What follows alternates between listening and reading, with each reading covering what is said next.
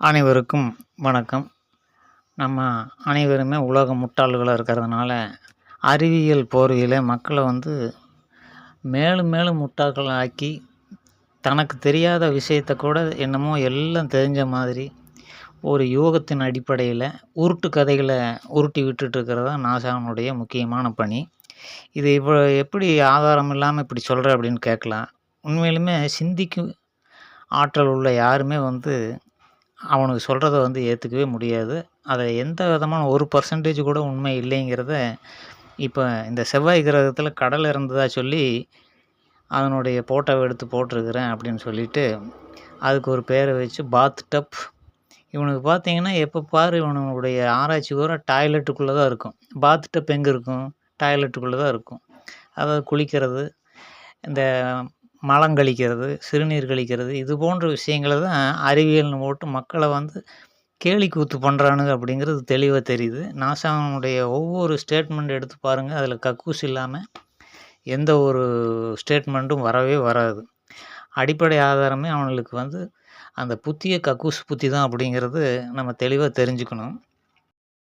இப்போ கூட ஏப்ரல் 1 முட்டாள் தினம்னு சொல்லிட்டு அந்த அன்னைக்கு ஒரு 4 பேர்த்த விண்வெளியில் அனுப்பிச்சு நிலாவை போய் சுற்றிட்டு வந்தேன்ட்டு மிகப்பெரிய கப்ஸாவை அடித்து அதில் என்ன பண்ணானுங்க, அந்த டாய்லெட்னுடைய இது அடைச்சிக்கிச்சு, அதை அந்த அம்மா சரி பண்ணாங்க அப்படின்னு போட்டு அப்படி மக்களை கேனையனுங்களை நினச்சிட்டு அவனுங்க மனசுக்குள்ளே சிரிச்சிட்டு மக்களை முட்டாளாக்கி ரசிக்கிறானுங்க அப்படிங்கிறத நம்ம தெளிவாக தெரிஞ்சுக்கணும்.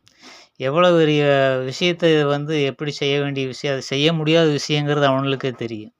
அதனால் அங்கே போய் கக்கூஸ் அடைச்சிருச்சு. அந்த சிறுநீர் கழிச்சதெல்லாம் வெளியில் கண்ணாடி வழியே காமிக்கிறானுங்க. தண்ணி சிறுநீரெல்லாம் வெளியில் போகுது, நம்ம கழிவு நீரெல்லாம் அப்படின்னெல்லாம் காமிச்சு மக்களை கேலி கூத்து பண்ணுறானுங்க அப்படிங்கிறது தெளிவாக தெரிஞ்சுக்கணும். சரி, இப்போ விஷயத்துக்கு வருவோம். அங்கே தண்ணீர் இருந்ததாமல் இப்போ காணாமல் போச்சாமா, கடல் இருந்ததாமல் இப்போ காணாமல் போச்சாமான்ட்டு உருட்டு கதையில் விடுறானுங்க.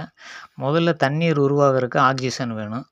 ஆக்சிஜன் எப்படி ஒரு கிரகத்தில் உருவாகும் அப்படின்னா, எரிமலை மூலமாக பூமிக்குள்ளேருந்து அந்த வெப்ப காற்று வெளியே அது குளிர்ந்து அதற்கு பிறகு இந்த பிரபஞ்சத்தில் இந்த கோளை சுற்றி ஒரு வளிமண்டலம் உருவாகி அதற்கு பிறகு ஆக்சிஜன், ஹைட்ரஜன் இதெல்லாம் சேர்ந்து தான் தண்ணீர் உருவாக முடியும். அப்போது தண்ணீர் உருவாவதற்கு மிக மிக முக்கியமான காரணி எரிமலை. எரிமலை தொடர்ந்து வெடிச்சுக்கிட்டே வந்தால் தான் தண்ணீர் உருவாக முடியும். அப்போ எரிமலை வெடிக்குது அப்படின்னாலே அது சற்று உயர்ந்து அப்படியே உயர்ந்து மலைகளாயிரும், ஹில்ஸ். அப்படின்னா இப்போ நிலாவில் ஒரு மலை கூட கிடையாது.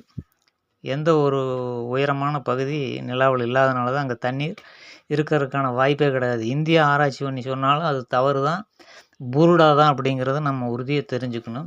இந்தியாவுக்கு மட்டும் என்ன பெரிய அறிவு இருக்குது அப்படின்னா அதுவும் கிடையாது. விஞ்ஞானிகள் அவங்களோட சேர்ந்துக்கிட்டு இவங்களும் உருட்டு கதைகளை ஒரு யூகத்தில் உருட்டிகிட்டு இருக்கிறாங்க அப்படிங்கிறத மக்கள் தெளிவாக தெரிஞ்சுக்குங்க. நிலாவில் ஒரு போட்டு தண்ணீர் கூட கிடையாது. அதே போல் எந்த கிரகத்தில் தண்ணீர் இருக்க முடியும்னா அங்கே எரிமலை இருக்கணும், அது மலை ஹில்ஸ் உருவாகணும், அதில் பூஞ்சானம் பிடிச்சி தாவரங்கள் உருவாகி அந்த மாதிரி இருக்கிற சூழ்நிலை இருக்கிற இடங்களில் மட்டும்தான், குறிப்பாக எரிமலை இருந்தால் மட்டுமே அந்த கிரகத்தில் நீர் இருக்கும் அப்படிங்கிறத சிம்பிளாக ஒரு குழந்தைக்கும் கூட புரிகிற மாதிரி நம்ம இப்போ சொல்லியிருக்கிறோம்.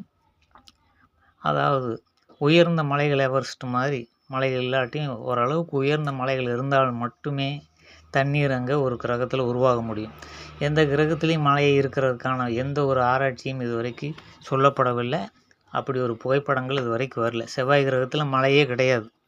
அப்போ எப்படி நீர் வரும் அப்படின்ட்டு சிந்திக்கணும். விஞ்ஞானிகள் பூரா பைத்தியகார பயலுக அப்படிங்கிறது நீங்கள் தெளிவாக தெரிஞ்சுக்கங்க. இவனுங்கெல்லாம் அறிவு கட்டவனுங்க, பொய்யையும் உருட்டு கதைகளையும் சொல்லி மக்களை ஏமாற்றி அதை நம்ப வச்சு அதை ரசிக்கிறது ஒரு புழுகுமாரி சேடிஸ்ட்டுகள் அப்படின்னு சொல்லலாம். அதாவது ஒரு பொய்யை சொல்லி அதை மக்களை நம்ப வச்சு இவன் உட்காந்து சந்தோஷப்பட்டுட்ருப்பான். பைத்தியகார பயலுக அப்படிங்கிறத தவிர வேறு என்ன சொன்ன. எல்லா சயின்டிஸ்ட் இந்த வானவியல் ஆராய்ச்சி பண்ணிவிட்டு அந்த கோளில் அப்படி இருக்குது இப்படி இருக்குதுன்னு அவன் சொல்கிறானோ அவனெல்லாம் மெண்டல் பயலுக அப்படிங்கிறத நீங்கள் 100% உறுதியாக முடிவு பண்ணிடலாம். பூமியை தவிர எந்த கோள்லையும் தண்ணீர் இருக்கிறதுக்கான வாய்ப்பு கிடையாது. அதுக்கு என்ன காரணம்னா பூமிக்கும் சூரியனுக்கும் உள்ள இடைவெளி. அதனால தான் அது ஹீட்டு அடங்க முடியாமல் எச்சு ஆக முடியாமல் அது கொப்பளிச்சு தான் நீர் உருவாகிருக்குது. இப்படி சூரியனுக்கும் பூமிக்கும் உள்ள இடைவெளியில் ஒரு கோள் இருந்தால் மட்டுமே பிரபஞ்சத்தில் அது எந்த கேலக்சியாக இருந்தாலும் அங்கே வந்து தண்ணீர் இருக்க முடியும் அப்படிங்கிறது, உயிரினங்கள் வாழ முடியுங்கிறது தெளிவாக புரிஞ்சுது. சிம்பிள் மேட்ரு இது.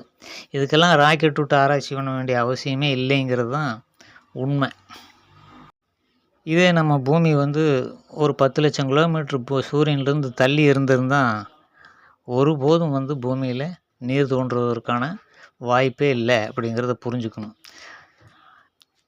ஏற்கனவே குளிர்ந்து போன வேறொரு இடத்துல இருந்த அந்த கோள் தான் நிலவாக வந்து பூமி மேலே மோதி பிறகு பூமியை சுற்றிட்டு இருக்கிறதுனால தான் நிலவில் எந்த ஒரு மாற்றமும் இல்லாமல் அந்த எரிமலைகள் எல்லாம் இல்லாதனால தான் நிலவில் தண்ணி இல்லை. ஆக்சுவலாக வந்து பூமியோட சேர்ந்தே பிறந்தது கிடையாது நிலா, இடையில வந்தது.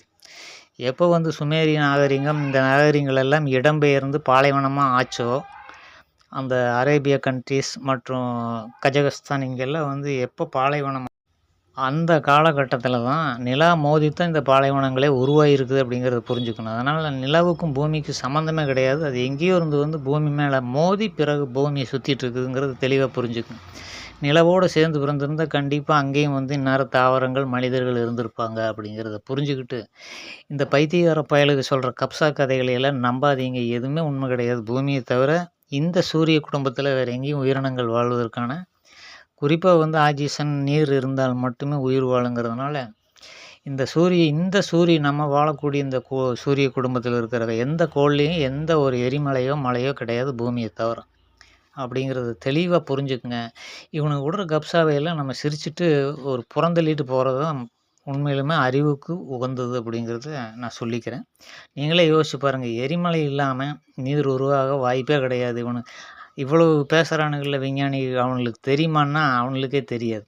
உண்மைதான். இதை பற்றி எவனுமே சொல்லவே இல்லையே இது வரைக்கும். 2வது, எல்லா கிரகங்களும் நீள்வட்ட பாதையில் சுற்றுது அப்படிங்கிறானுங்க. இதுக்கான ஆதாரங்கள் எல்லாம் வந்து இவனுக்கு கொடுக்கவே முடியாது அப்படிங்கிறத உண்மை. ஏன்னா உண்மையிலுமே மற்ற கிரகங்கள் சூரியனைத்தான் சுற்றுதா இல்லை தனியாக வந்து தன்னைத்தானே சுற்றிக்கிட்டு ஒரு சூரியனை சுற்றுற மாதிரி அக்கம் பக்கத்தில் சுற்றிட்டு இருக்குதா அப்படிங்கிறதெல்லாம் வந்து தெளிவாக நம்ம அடுத்த வீடியோக்களில் விளக்குவோம். அதாவது மத நூல்களை வச்சு மதம் சொல்லுகிற கருத்துக்களை வந்து உண்மைன்னு காமிச்சிக்கிறதுக்காக எல்லா நாடுகளும் அவனவனுடைய மதத்தை உண்மைன்னு சொல்கிறதுக்காக சில ஏற்பாடுகளை பண்ணிகிட்டு இருப்பானுங்க. இப்போ இந்தியாவை எடுத்தால் அது போல தான், அரேபியன் கண்ட்ரிஸ் எடுத்தால் அது போல தான், இது போன்ற அமெரிக்க நாடுகள் எல்லாமே வந்து தங்களுடைய மதம் சொல்லியிருக்கிற விஷயங்கள் வந்து அந்த காலத்தில் குறைவான அறிவோடு சொல்லப்பட்ட அறிவியலுங்கிறத புரிஞ்சுக்காமல் அது நிஜம் நினச்சிக்கிட்டு அதை உண்மையாக்கணுங்கிறதுக்காக பல விஷயங்களை பண்ணிகிட்டு இருப்பானுங்க. உதாரணத்துக்கு நம்ம இந்தியாவுக்குள்ளேயே பல விஷயங்கள் அது மாதிரி தமிழ்நாட்டுக்குள்ளேயே நடக்குது. கீழடி வந்து 10,000 கோடி வருஷத்துக்கு முன்னால் பானையை செஞ்சு சோறாக்கி தின்னான் அப்படின்ட்டு இன்றைக்கி பல பைத்தியக்காரனுங்க 4-5 தொல்துறை அறிவாளின்னு ஓட்டு 4 பேர் இருக்கிறானுங்க. இந்த பன்னாடு பயலுக அடிக்கிற கப்சாவுக்கு வந்து அளவே கிடையாது. அப்படி உருட்டு கதைகளை உருட்டுறானுங்க. எங்கேயோ இருந்து பொறுக்கிட்டு வந்து ஒரு பானையில் ஆணியை வச்சு இவனுங்களாக வந்து அந்த பழைய பிராமி எழுத்துக்களை கீறி அதை கொண்டு வந்து இங்கே கீழடியில் எடுத்ததுன்ட்டு உருட்டு கதை விடுறானுங்க. ஒரே ஒரு ஓடு கிடச்சது, அதை வச்சுக்கிட்டு 10 இடத்துல கிடைச்சது மாதிரி அங்கங்கே காமிச்சிட்டு திரியிறானுங்க. இதுபோல் திருட்டு பயலுக தான் உலகம் முழுக்க இருக்கிறானுங்க விஞ்ஞானிகளை அப்படிங்கிற போர்வை இருக்கிறானுங்க அப்படிங்கிறத புரிஞ்சுக்குங்கன்னு சொல்லிவிட்டு அடுத்து இன்னொரு வீடியோவில் இது போன்ற உருட்டு கதையினுடைய தெளிவான விளக்கத்தோடு உங்களை சந்திக்கிறேன். நன்றி.